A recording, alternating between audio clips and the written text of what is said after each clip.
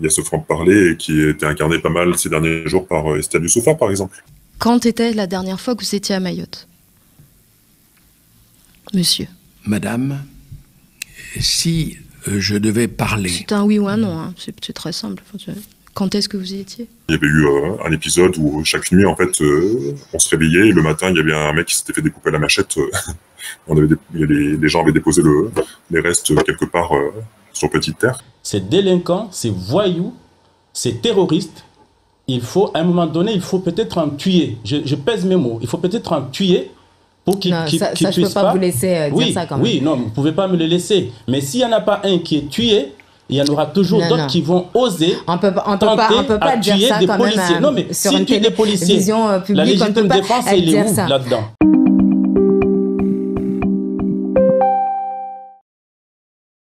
Bonjour à tous, bienvenue pour une émission exceptionnelle. Le Cercle Aristote a pour nouvel objectif de dépasser C'est dans l'air, qui fait en moyenne 280 000 vues, Arte avec ses 100 000 vues, pour nous aider à enterrer l'hypnotiseur en chef, la télévision. Participez à rendre le monde moins bête, mettez un pouce, partagez, faites un commentaire, c'est gratuit et ça nous aide grandement. Alors, nous avons ce soir un habitant de Mayotte, je ne prononcerai pas son nom. Bonjour, comment vas-tu? Bienvenue. En tout cas, un grand merci de venir sur la chaîne. C'est intéressant d'avoir, au lieu d'avoir des intellectuels, aujourd'hui, on a quelqu'un qui vit sur place. Ça va permettre de faire un contraste avec la presse pour avoir un retour du terrain, quoi, des gens qui vivent vraiment sur place, quoi. Eh ben bonjour, bonsoir à tous. Du coup, je précise quand même pour bien être clair que du coup, je suis mahorais parce que j'habite à Mayotte depuis 5 ans. Mais je suis pas mahorais, je suis pas né ici, donc mon opinion ne reflète pas forcément. Voilà, tout à fait. J'adore cette île, j'adore son histoire et voilà tout ce qu'il y a autour. Et voilà, je me suis pris de passion pour ce territoire, mais je peux pas me prétendre parler comme un mahorais qui serait né ici et qui a grandi ici depuis 20 ans, 30 ans. Et donc voilà, ce n'est que mon point de vue de métropolitain qu'on appelle le Mzungu ici à Mayotte. Bon, si jamais des locaux veulent s'exprimer, on leur donnera micro ouvert, évidemment. Le but est d'informer, d'aider les citoyens à comprendre la situation sur place, hein. Donc, on te remercie grandement. Et on va commencer tout de suite peut-être par une question, celle peut-être qui va nous permettre de rentrer un peu mieux sur le terrain et nous donner une meilleure compréhension de la situation. C'est toi qui y vis depuis 5 ans, est-ce que tu vois une aggravation de la violence, de la situation économique, comment sont passées pour toi ces 5 dernières années? En fait, moi, quand je suis arrivé en 2018, c'était l'été 2018, c'était à la sortie d'une crise, en fait, à Mayotte, où les gens s'étaient assez... moi, je l'ai pas vécu, du coup, mais ils s'étaient rebellés contre la vie chère, contre les violences, etc. Et donc, quand je suis arrivé, les choses s'étaient calmées. Mais par contre, c'est vrai qu'en l'espace de 5 ans, j'ai pu expérimenter, on va dire, la vie sous risque un petit peu, c'est-à-dire de commencer par quand on est un métropolitain, qu'on arrive, moi je viens en plus de province, donc se balader librement dans les forêts et dans la campagne comme ça, c'était mon habitude. Et d'arriver dans un territoire comme ça, qui est aussi une province, et en même temps où on peut pas se déplacer librement, parce que si on fait une randonnée, par exemple, il faut sortir à plusieurs, parce que sinon on risque de se faire dépouiller, etc. C'est un risque surfait, ça, ou c'est vraiment un truc qui a une grande chance d'arriver? Non, c'est un risque qui existe. En fait, c'est toujours compliqué parce que quand on a des nouvelles personnes qui arrivent à Mayotte, on n'a pas envie de leur faire peur non plus. On n'a pas envie non plus qu'ils prennent des risques inconsidérés. Donc à chaque fois, le meilleur conseil qu'on peut donner, c'est juste, en fait, faites attention où vous sortez, et de jamais rester isolé, en fait. Donc c'est toujours un peu le conseil qu'on pourrait donner en France, en général d'ailleurs, pour la situation, la période actuelle, je veux dire, de ne pas rester isolé, et de parler de se faire des amis, de parler aux gens, etc. Et encore une fois, voilà, c'est un point de vue de métropolitain, hein, qui arrive à Mayotte. Mais c'est vrai que depuis 5 ans, moi, je suis dans les gens qui ont eu de la chance, c'est-à-dire que j'ai été cambriolé que 2 fois. Il y a des gens qui ont eu moins de chance. Mais quel vénard, quel vénard. Mais voilà, les compatriotes mahorais qui habitent ici depuis des années ont eu des épisodes assez violents, et on peut retrouver facilement sur les réseaux des choses qui sont assez choquantes, quoi. Et bon, je ne veux pas empiéter sur la suite, on pourra en reparler, mais il y a de quoi être aujourd'hui en colère et inquiet, quoi. Quel est l'état d'esprit de la population? On a vraiment une exaspération maintenant. On entend une montée aux tensions verbale, en tout cas. Est-ce qu'on arrive à une sorte de pic assez inquiétant à Mayotte? Ouais, en fait, il y a eu des effets de cliquet un petit peu. Il y a eu des étapes qui ont été franchies, qui ont beaucoup choqué la population. Par exemple, des agressions pendant des périodes. Vous savez qu'à Mayotte, la population est majoritairement musulmane. Donc, quand il y a des agressions, des actes vraiment très violents pendant des épisodes comme le Ramadan, ça choque beaucoup les gens. Quand il y a des agressions contre des dignités, des dignitaires, religieux, ça choque aussi beaucoup les gens. Ce qu'on appelle les fundis ici. Moi, quand j'étais arrivé, par exemple, en 2018, quelques jours après, il y avait eu un fundi qui s'était fait agresser. Et ça avait fait le tour de la presse parce que traditionnellement, à Mayotte, on respecte la personne âgée et puis surtout le fundi. Et donc, c'est-à-dire le détenteur du savoir, si vous voulez, le sage un petit peu. Est-ce que c'est l'équivalent d'un marabout en Afrique? Est-ce que c'est ça? Non, pas tout à fait. En fait, le fundi, si tu veux, c'est quelqu'un qui détient un savoir. Donc, ça peut être le fundi coranique, par exemple, qui va apprendre le Coran dans les écoles coraniques, etc. Donc, l'école coranique traditionnelle, hein, ce qu'on appelle le shioni, c'est des petites écoles à domicile. Et ça peut être aussi un fundi, par exemple, menuisier. Quelqu'un qui détient un savoir-faire comme ça sur la menuiserie ou sur de la forge, sur des savoir-faire traditionnels, sur de l'artisanat, sur un fundi bijoutier, par exemple. Donc, ce sont des gens qui détiennent un savoir-faire. On peut même être un mzungu, fundi, dans notre domaine, si vous voulez. C'est-à-dire un métropolitain qui maîtrise un domaine et qui est un fundi, on dit ça un peu pour rigoler, mais un maître, voilà. C'est une posture de respectabilité. Bon, c'est très intéressant. Et donc, du coup, il y a eu des effets de cliquet un petit peu comme ça, où on a eu moi, je parle sur 5 ans que je suis ici, où il y a eu des agressions comme ça sur des personnalités comme ça, ou sur des élus, et donc, du coup, il y a eu à chaque fois un petit crescendo. Et si vous voulez, en fait, la tension est générale et assez continue. Il y a toujours plus ou moins des agressions, on entend de temps en temps, voilà. Il y a des moments où c'est un petit peu plus tendu que d'autres, et des fois, c'est vraiment très, très tendu. Genre, c'est des règlements de compte entre bandes rivales.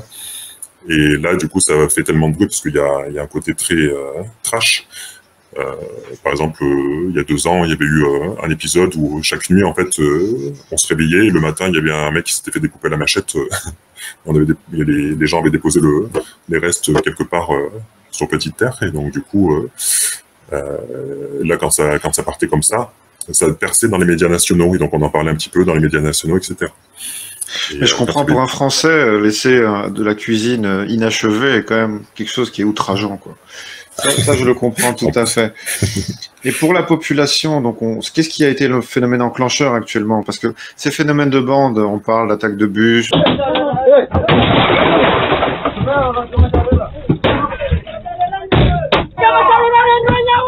de raquettes à la machette, qui est quand même assez burlesque, d'agression lors d'un mariage. Les images témoignent de la violence insoutenable subie par la victime. Vers 3 heures du matin, alors qu'un couple préparait la célébration de leur mariage, un groupe d'individus aurait fait irruption dans leur domicile, semant la terreur et agressant le futur marié. Transport scolaire sous escorte, on voit quand même une situation qui semble extrêmement grave, surtout d'un point de vue occidental, vivant en métropole, pour reprendre la terminologie. Qu'est-ce qui fut l'enclencheur de cette montée, ou en tout cas du refus des populations? En fait, il y a eu tout ce phénomène, on va dire, de cette tension ambiante, c'est-à-dire que déjà, on restreint nos libertés parce qu'on peut pas sortir comme on veut. Il y a eu des agressions un peu plus violentes que d'autres. Il y a eu des épisodes comme ça, surtout sur des gamins. Donc dans les lycées, il faut savoir que ici, du coup, dans les établissements scolaires, il y a une surpopulation. Pour des établissements qui sont prévus pour 800 personnes, il y a 1600 gamins. Donc, quand on va dire même ne serait-ce qu'un quart de ces gamins se mettent sur la tronche pour des histoires de règlement de compte, un quart. Ça fait 2 équipes de foot, quoi. Voilà. C'est terrifiant. Après, il y a des agressions sur les routes aussi. Effectivement, on a eu des vidéos, là, ça date de l'année dernière. Un bus à Majicavo, c'est au nord de Mamoudzou, la capitale, qui emmenait ou qui ramenait les enfants et qui s'est fait carrément prendre d'assaut en fait par une autre bande de gamins. Et donc ils ont bloqué le bus, ils ont cassé la vitre, ils sont montés dedans, ils ont raquetté les autres, ils ont même eu des actes de violence par la machette. Donc effectivement tout ça en fait ça fait monter un petit peu la colère des gens. Si on se met à la place des gens ici 2 secondes, quoi, je veux dire, on a un enfant qui va au collège ou au lycée, il y a un risque qu'il se fasse tuer au lycée, quoi. C'est quand même assez perturbant, quoi. On préférait s'inquiéter de ces mauvaises notes à l'école, oui, effectivement. Voilà, ouais. Bon, voilà, après, je veux pas non plus... comment dire, je veux pas non plus donner une impression que on ne vit pas à Mayotte, je veux dire, on vit quand même, on sort, etc., on fait des groupes d'amis, il y a des sorties qui sont organisées même par la police pour ceux qui veulent vraiment être sécurisés. Il y a des associations qui proposent des sorties randonnées. Sur Mamoudzou, on arrive, ou même dans les petits villages, on arrive à sortir le soir, voilà, aller boire un coup, tout ça. Il y a une vie à peu près normale. Nous avions reçu Christelle Néant la semaine passée, on la remercie grandement d'être venue, qui nous expliquait que même pendant les bombardements, les gens s'inquiétaient des problèmes bancaires, de problèmes peut-être qui paraissent subsidiaires. La vie reprend toujours ses droits et les gens s'habituent à un contexte difficile. Ça, je pense que tu dois l'avoir ressenti à ton arrivée à Mayotte. Quoi qu'il arrive, même dans l'Ukraine, dans des zones de guerre, les gens reprennent la vie normale, en fait. Ouais, tout à fait. En fait, quand il y a des épisodes de violence comme ça, moi, il y a un moment donné où j'habitais sur Petite Terre, par exemple, où là, c'était un soir où j'étais pas au courant, j'étais sorti boire un coup avec des collègues, quoi, normal. Et en rentrant, du coup, c'était autour de 23h, je croise une bande, deux bandes, en fait, de gamins. Je dis des gamins, mais c'est-à-dire que c'était entre 10 et 20 ans, quoi. Donc, qui étaient prêts à se mettre sur la tronche, ils étaient 15 d'un côté, 15 de l'autre. Et en fait, ils étaient tellement focalisés sur leurs objectifs communs, si tu veux, qu'en fait, moi, je suis passé, j'ai slalomé entre les gens, si tu veux, je suis rentré chez moi. Et voilà, quoi, je veux dire, il y a des choses un peu bizarres comme ça, en fait. On arrive à vivre, de côté, on est confronté à la violence. Donc, quand on a des gens qui arrivent ici, qui sont jamais venus à Mayotte, voilà, on leur dit qu'il ne faut pas s'empêcher de vivre, mais il faut faire quand même un petit peu attention, on n'est pas en métropole. Et globalement, on arrive à trouver un équilibre, mais c'est comme ce que je disais au début, quoi. C'est le meilleur conseil, c'est de ne pas rester isolé, quoi. Si tu arrives et que tu es en mode avec ton Mac sur ta plage, serré contre ta poitrine, tu es une cible idéale, quoi. Oui, ça reste inquiétant, effectivement. Je tiens à remercier Duguay-Clin pour son don, c'est très gentil, je suis obligé de faire des petits interludes, hein, tu m'excuses, hein, c'est l'exercice. Hein. Je remercie Duguay-Clin. Je vais faire plus à la Twitch ce coup-ci, je vais un peu me départir de mon fil et je vais prendre les questions du public. Hein. Question de Duguay-Clin, comment les habitants se protègent-ils? Et je vais prendre en même temps celle de Rancor. Est-ce que la population locale est armée? Est-ce qu'on voit, je vais peut-être même élargir cette question, est-ce qu'on voit finalement la société civile reprendre un petit peu les pouvoirs régaliens qui semblent délaissés par l'État en partie? Alors, on a entendu parler de décasage pris en main par la population. Moi, j'ai pas été témoin de ça, je peux pas trop en parler. En tout cas, je sais que... Décasage?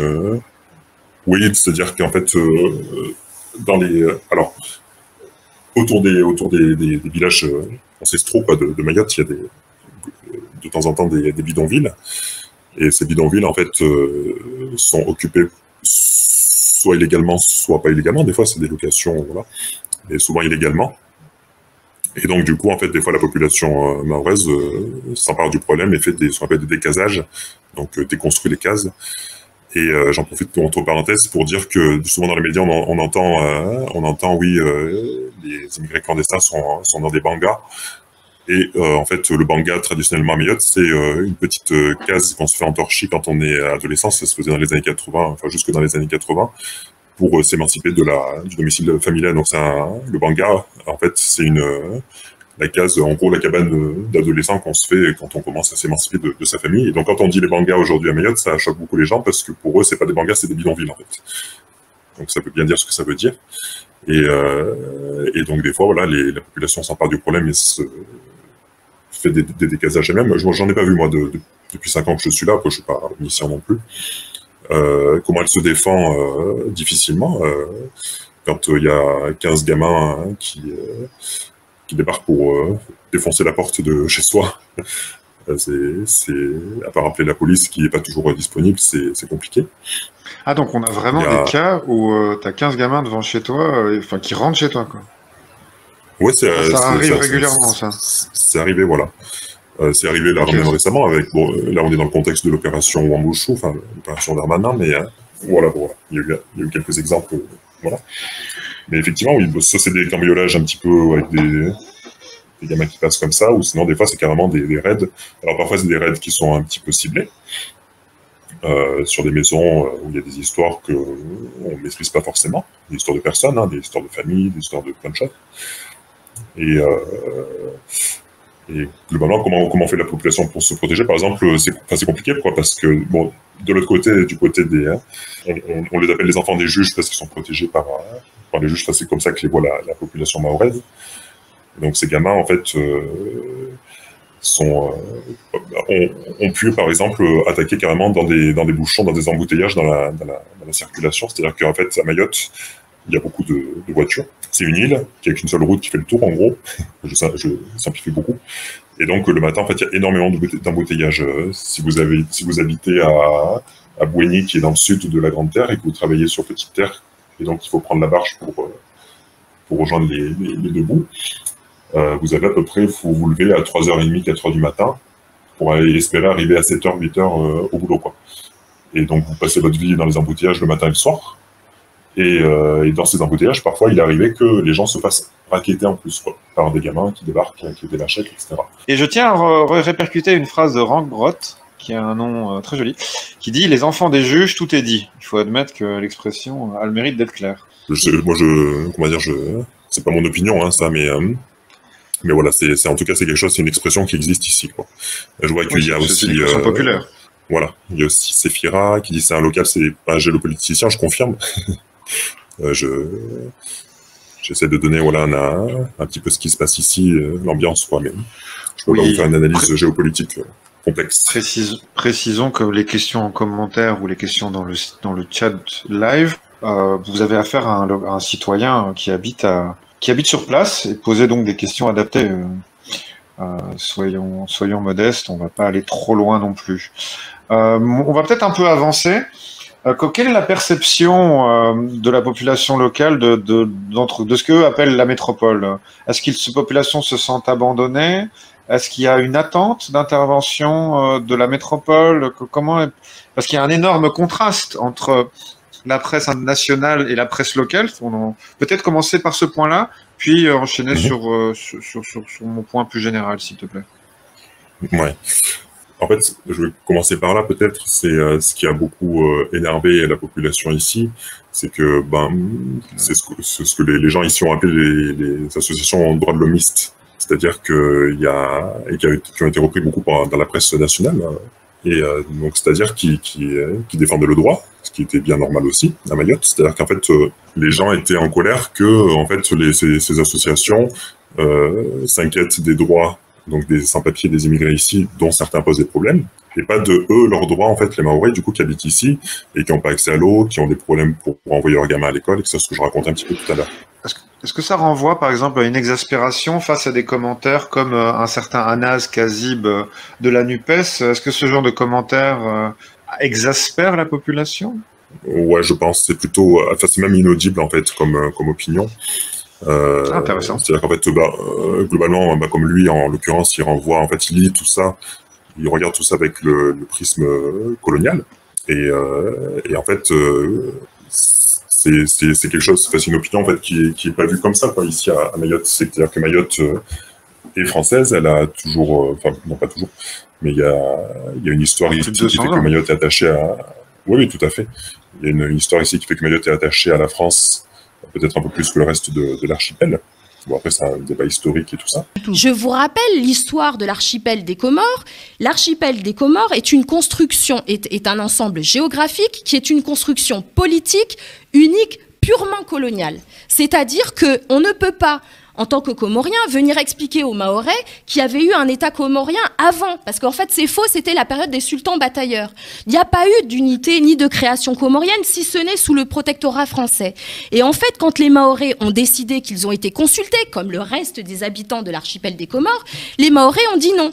Donc en fait, à un moment, on ne peut pas se dire « je défends les droits de l'homme, je défends la démocratie et je m'assois sur un vote ». Parce qu'en fait, les Mahorais ont eu le territoire français le plus consulté de l'histoire pour notre choix.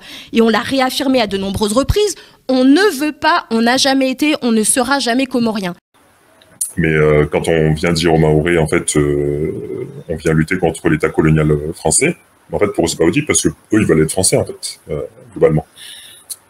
Donc du coup, c'est juste inaudible quoi, comme opinion, y compris comme je vois une question sur Zemmour qui disait voilà bon là de toute façon là-bas tout le monde est musulman, donc on va la préciser oui. Comme ça c'est plus audible pour les auditeurs de YouTube. Une question de Evelyne OXF, encore un pseudo imprononçable.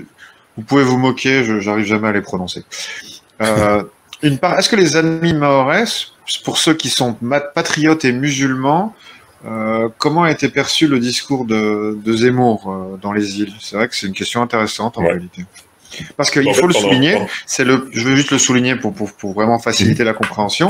Il y a un vote Front National extrêmement élevé sur une île à majorité musulmane. Donc ça sort aussi un peu comme pour la NUPES, ça sort des catégories.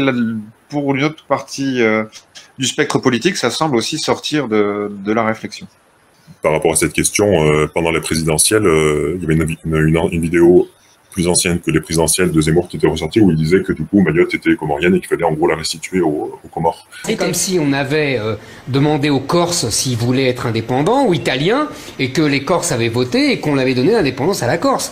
Moi, excusez-moi, mais pour moi, Mayotte, ça appartient aux Comores et c'était une folie de Valéry Giscard d'Estaing d'avoir voulu écouter la population et d'avoir séparé les îles. Et ça, ben voilà, c'est la faute. C'est la faute à ne pas, enfin c'est la chose à ne pas dire à Mayotte. C'est-à-dire qu'en fait tout le débat et qui est très très bien défendu par Estelle Youssoupha en l'occurrence, c'est de dire en fait c'est pas parce qu'on a une cohérence géographique, une unité, enfin une analogie de religion, de langue, etc., que en fait ça détermine une politique. Si vous allez sur ce terrain de dire l'unité territoriale, l'unité linguistique, l'unité culturelle font un seul et même ensemble, je vous rappelle que c'est quand même la théorie de l'Anschluss d'Hitler et que sinon la France c'est aussi la Wallonie, c'est l'Anschluss, allez regarder. Sinon la France c'est aussi la Wallonie et la Suisse romande.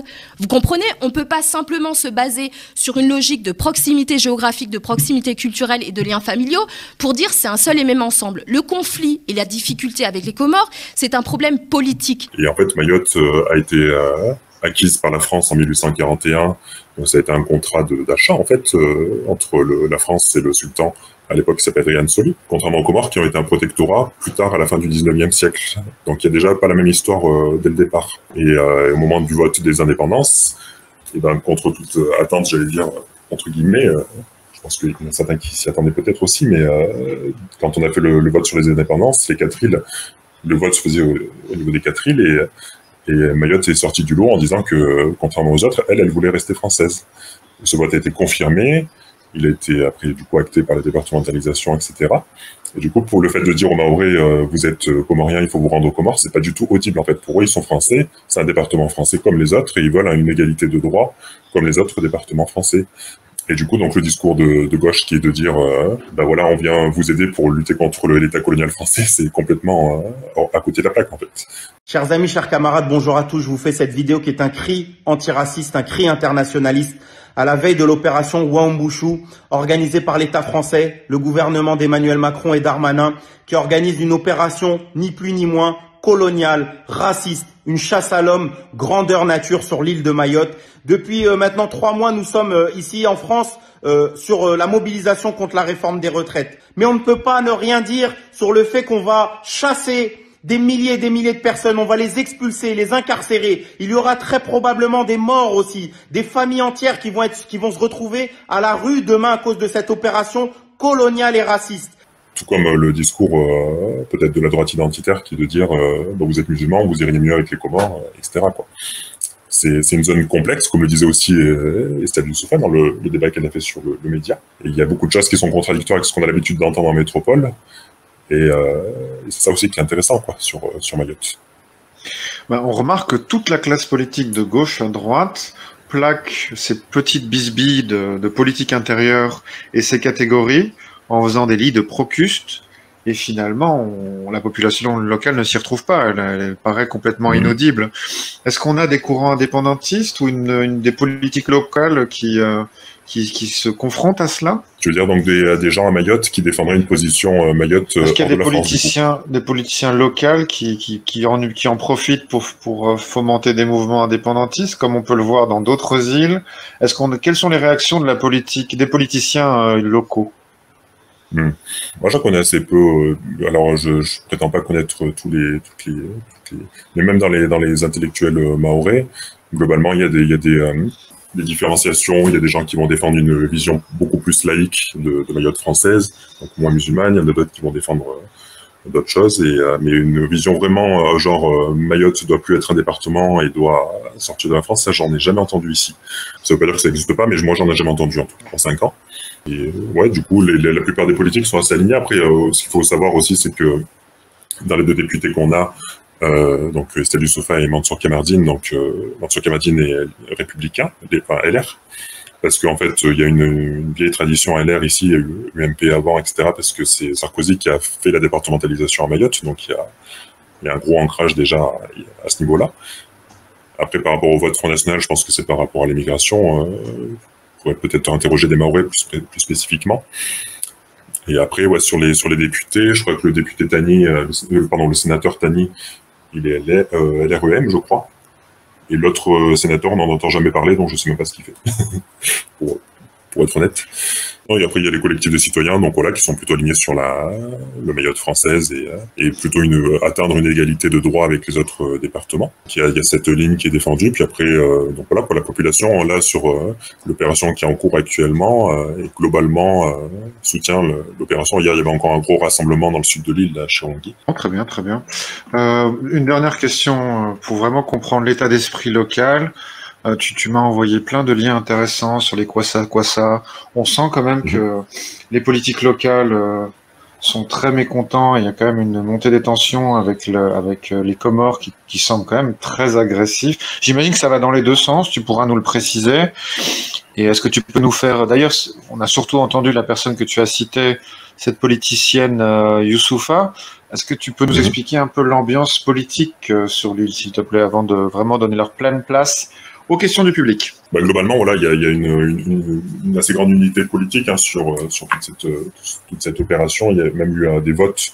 Il y a eu le vote du conseil départemental qui a voté à l'unanimité pour le soutien de cette opération. Et puis là, je crois que Mansour Kamardine, le député, a enjoint les communes à en faire de même. Pour être parfaitement exhaustif, il y a eu des réticences, enfin, pas des réticences, mais on va dire un autre son de cloche du côté du personnel hospitalier qui avait fait une pétition qui s'inquiétait sur les conditions de cette opération. Il y a eu aussi le syndicat de la magistrature, donc sur le respect du droit à Mayotte, parce que du coup c'est là où c'est compliqué, c'est que du coup on demande une égalité de traitement au niveau du droit, mais du coup on est obligé de faire des dérogations un petit peu au niveau de l'immigration, quoi. Donc du coup il y a un petit peu cette ambivalence qui crée des débats. C'est plutôt, voilà, le débat se porte plutôt sur, cette opération parce qu'il y a des problèmes de violence, etc. Il y a aussi une question d'échec humain un petit peu parce que tous ces gamins, ils ont été aussi, ce qu'on appelle des mineurs isolés, mais c'est pas dans le même sens qu'on peut comprendre en métropole. Je veux dire, c'est des gamins qui ont vraiment été abandonnés il y a 10, 15, 20 ans et qui aujourd'hui, du coup, deviennent adolescents et ont été juste abandonnés, quoi. Donc, à 15 ans, j'aurais pas eu de parents et on m'aurait largué comme ça dans la nature, c'est parce que je serais devenu aussi. Donc, il y a tout ce traitement aussi qui existe. C'est un échec, moi, voilà, mon opinion, c'est que c'est un peu un échec humain aussi, quoi. Donc, il y a pas beaucoup d'infrastructures à Mayotte aussi qui peuvent prendre en charge tous ces gamins. Les infrastructures culturelles, les lycées, les établissements scolaires sont saturés. c'est pas ça qui réglera tout le problème. Il y a aussi une réponse sécuritaire, ça c'est clair, mais c'est pas la seule non plus, quoi. Il y a aussi d'autres choses à faire.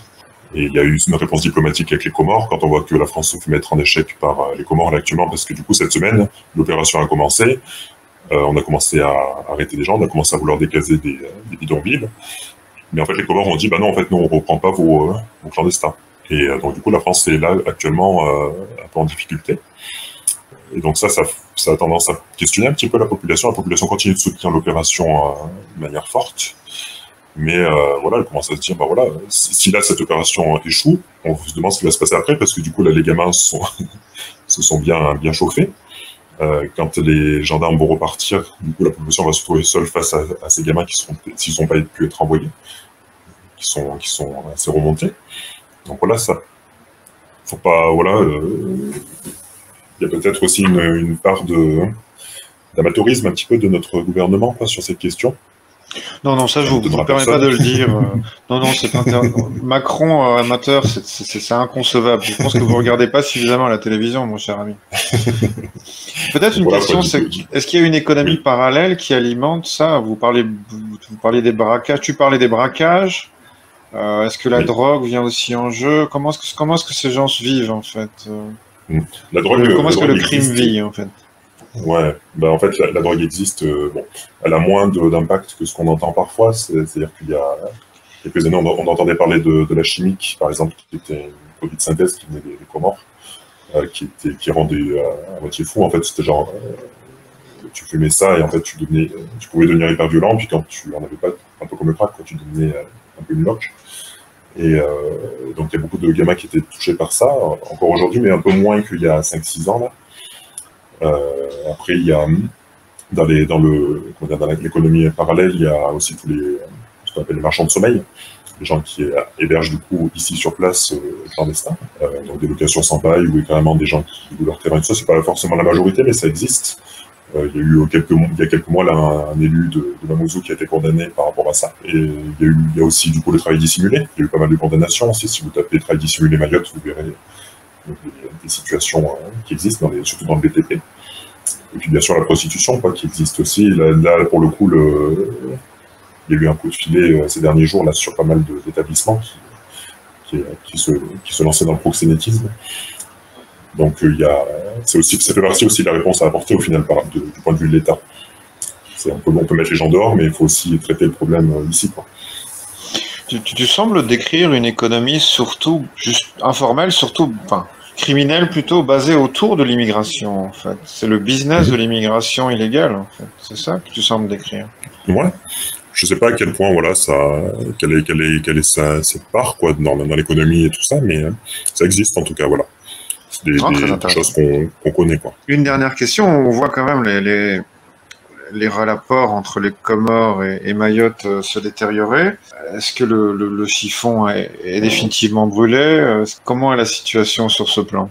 Ça se résume surtout à des relations diplomatiques entre la France et les Comores. Je pense que Mayotte essaye d'avoir des relations sur le plan des échanges économiques ou de la recherche avec le Comores, mais elle essaye aussi d'avoir des relations avec les autres pays, quoi, Madagascar, Zanzibar, Tanzanie, etc. C'est une vieille histoire en fait. Je pense qu'il y a des gens qui en parleraient mieux que moi. Je reprends un petit peu ce que disait justement Estelle Youssoufa, c'est qu'en fait le gros quiproquo qu'il y a, c'est que l'opinion comorienne, c'est que Mayotte est comorienne, mais du coup donc il y a des questions de droit, tout ça, il y a tout un débat que je maîtrise pas très bien. Il faut aller voir par exemple peut-être Monsieur Salmon hier qui en a parlé, ou même Alexandre Horry sur Twitter qui connaît bien ces questions-là de droit. Si vous voulez le suivre. Mais du point de vue historique, en fait, les frontières auxquelles veulent revenir les Comores, c'est des frontières coloniales. C'est-à-dire que c'est les frontières qui ont été créées par la France, c'est-à-dire qu'il n'y a pas eu d'unité politique entre les 4 îles avant l'arrivée de la France, en fait. C'est-à-dire qu'il n'y a jamais eu un chef pour les 4 îles, quoi. Avant, il y avait beaucoup de dissensions entre les 4 îles, même au sein d'une même île des Comores, il y avait parfois plusieurs leaders. Et de dire qu'en fait Mayotte a toujours été comorienne, c'est une erreur historique. Et du coup, c'est ça que défendent aussi les Mahorais. Il y a peut-être une mémoire collective, je sais pas. Et donc du coup, voilà, c'est ça qui trouble aussi beaucoup la gauche, c'est que quand la gauche dit bah voilà, il faut que Mayotte soit comorienne, etc. et ben vous avez une Estelle Youssoufa qui va dire, bah non, mais en fait, ça, c'est les frontières coloniales. Et du coup, la gauche est un petit peu coincée, quoi. Donc, vous voyez. Et il faut jamais plaquer son idéologie sur une situation qu'on ne comprend pas. Et voilà. Et pareil de l'autre côté, je veux dire, pour équilibrer, hein, de l'autre côté, à droite, quand on fait l'espèce de gros gloubi-boulga, ben voilà, c'est des musulmans qui ont la même langue, etc., c'est pas tout à fait exact non plus. Mayotte, c'est la seule île, par exemple, des 4 qui a 2 dialectes malgaches. Donc il y a un tropisme malgache beaucoup plus fort, par exemple. Notamment dans le sud de la Grande Terre. Et voilà, quoi, du coup, je pense que il y en a certains qui disent, moi je rapporte là un témoignage que j'avais entendu d'un ancien ici qui me disait de toute façon, à l'époque des indépendances, bah, si les Comores avaient voulu rester françaises, nous on aurait voulu être indépendants. En gros, ils voulaient pas rester avec les Comores. Il y avait beaucoup d'histoires de personnes, de vieilles relations politiques aussi et tout ça. On comprend les difficultés du temps long. Bon, on va poser des questions. Certaines sont très naïves. On est là pour informer le public avant tout. Que pensent les populations locales du souverainisme? Est-ce qu'ils se sentent partie de l'Union européenne ou tout ça paraît fort lointain pour les populations locales? Une question d'Evelyne que nous saluons. Moi, je pense que ça paraît fort lointain, tout ça. Là, la question de l'Union européenne, ça c'est sûr. Et puis, Mayotte est une région ultra périphérique de l'Union européenne, mais bon, ça, à part les fonds européens, du coup, qu'on voit arriver ici, et donc je pense que notre public sait qu'est-ce qu'il faut en penser. Voilà. Mais donc il y en a ici, donc c'est le seul rapport que les gens voient ici. Sur la souveraineté nationale, je pense que le fait que la France ait beaucoup perdu de sa souveraineté, c'est quelque chose qui est assez peu envisagé ici, comme en métropole, je pense, même si ça change un petit peu en métropole. Là, pour le coup, c'est vous qui pourriez plus me le dire, mais j'ai l'impression que c'est quand même quelque chose qui est encore un petit peu lointain, qui n'est pas encore tout à fait admis, qu'on ait perdu notre souveraineté, je veux dire.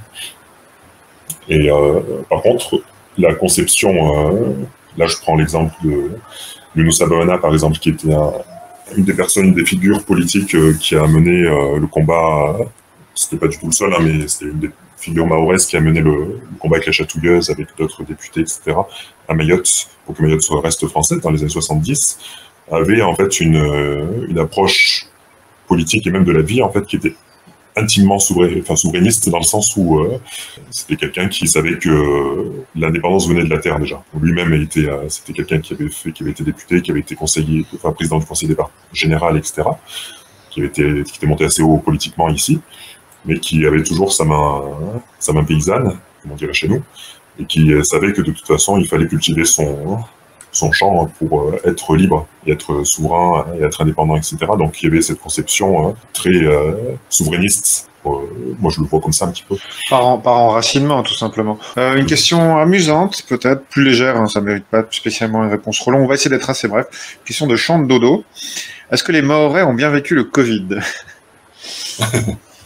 Ouais, c'est dur à dire ça, parce que du coup, quand il y a eu la première vague, les gens se sont confinés, voilà, comme tout le monde et tout, mais je pense que c'est un peu comme en métropole, il y avait aussi des petites légèretés. Globalement, là, franchement, j'ai même pas les chiffres sur la vaccination, tout ça. Non, par contre, ce qui est intéressant, c'est qu'il y avait quand le Covid est arrivé, en fait, il y avait déjà une épidémie de dengue ici. Moi, je l'avais attrapé d'ailleurs. Et la dengue qui se transmet par les moustiques. Et donc, du coup, en fait, sur le coup, en fait, c'est passé un petit peu comme ça. Oui, voilà. La géographie fait tout. La géographie fait tout, n'est-ce pas? Ouais. Une question de Marnessa que je salue parce que j'ai bon souvenir de sa question à Henninger, dont je vais faire un short qui sortira la semaine prochaine parce qu'elle était très belle. Une question de Marnessa. Quelle est la production culturelle, musicale, cinématographique et littéraire que vous auriez aimé exporter de Mayotte? En production littéraire, là, il y a pas mal de romanciers ici. Il y a Nassoura Toumani, qui est un des plus connus, qui a commencé à écrire dans les années 90. On a un dramaturge qui s'appelle Alain Kemal Martial, qui est contestable à plein d'égards sur des questions historiques, mais qui est un bon dramaturge. On a quelques jeunes auteurs là, qui ont gagné quelques concours récemment, qui font des petits romans assez sympathiques. En cinéma, moi j'en connais pas.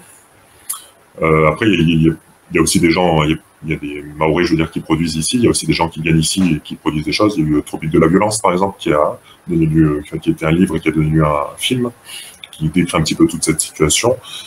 Droit du sol, qui est une grosse bande dessinée, qui est 4 histoires de 4 personnes qui s'entrecroisent à un moment donné, qui est assez intéressant. Alors, en production musicale, là, je suis un petit peu moins bon. Ici, il y a des musiques traditionnelles qui existent. Il y a eu, je prends un petit peu de cours là, mais il y a des. C'est déjà de belles lectures et de beaux visionnages, en tout cas. Un grand merci pour la réponse.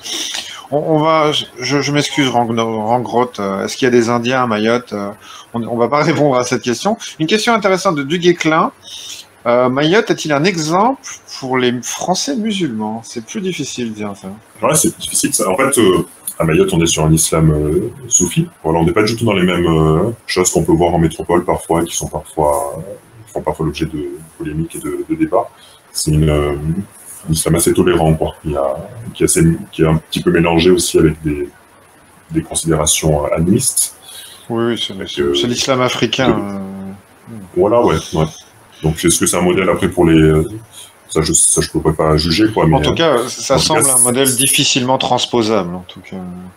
Bah, en tout cas, ce qui est intéressant, c'est que, pour moi, là, pour le coup, je pense que c'est l'exemple à Mayotte que les deux sont compatibles, que l'islam et la République sont compatibles, quoi. Oui, tout à fait. C'est intéressant. Toute dernière question, la der des der. Où va-t-on, quoi? Comment est-ce que la population va reprendre la main et s'en occuper elle-même? Est-ce que le soufflet va retomber et les gens vont s'habituer? Comment est-ce que tu penses la suite? Comment est-ce que tu vois l'évolution des choses? C'est délicat parce que tu vois, comment dire, si l'opération Wambushu échoue, donc si le genre, voilà, c'est un échec d'un point de vue. C'est Darmanin qui l'amène? C'est Darmanin qui l'amène? Oui. Ça va pas bien se passer. Mais du coup, en fait, si ça se passe mal, en fait, c'est un peu comme ça risque d'avoir un effet vraiment très négatif sur la population qui va encore plus se sentir, parce qu'elle attend beaucoup de cette opération. Peut-être même un peu trop, je pense, mais c'est-à-dire que c'est pas non plus environ 10 000 gamins que ça va régler tous les problèmes de Mayotte. Mais du coup, voilà, elle attend beaucoup quand même, cette population, et si ça marche pas, s'il n'y a pas d'effet après derrière, s'il n'y a pas, voilà. Je pense que ça peut avoir comme il y a des élus qui disent que ça peut vraiment partir en guerre civile, en mode chacun va régler va se faire justice soi-même, quoi, en fait. Après, il peut y avoir aussi peut-être des répercussions, ça je sais pas trop comment l'évaluer, mais je pensais un peu à ça aujourd'hui, c'est-à-dire que si les Comores tiennent tête à la France sur tout ça, c'est-à-dire genre on prend pas vos clandestins, donc la France c'est le bec dans l'eau, je sais pas quelle répercussion ça peut avoir à l'échelle internationale. Avec Macron, la France est relativement habituée à être ridiculisée à l'international, voilà. Malheureusement. Voilà. Il faut être malheureusement lucide sur la question. Ouais, c'est ça qui devrait inquiéter les gens ici, je pense. C'est que bon, il y a les gros bras, mais il faut pas oublier non plus que ça reste le gouvernement qu'on connaît. En tout cas, c'est assez une surprise pour moi. Je ne sais pas, mettez en commentaire si ça l'est pour vous. Je suis un peu surpris de voir la confiance, ou en tout cas les attentes de la population envers le gouvernement. C'est un décalage avec la métropole, justement, pour le coup.